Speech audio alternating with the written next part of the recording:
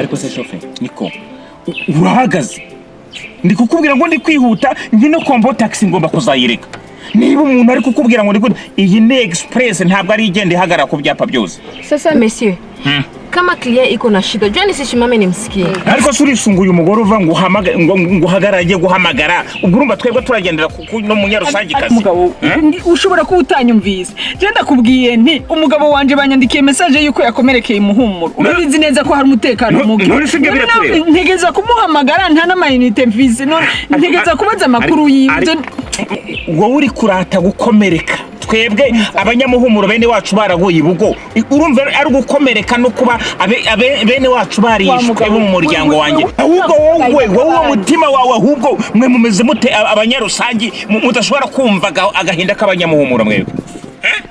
kumva wacu barishwe banduku nini lakini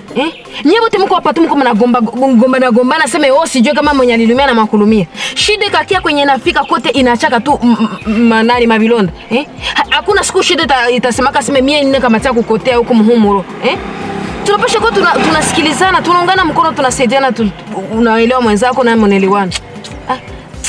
mimi siwe kama mama kamata simu yangu ite mama ita niko na mainiti iko liziana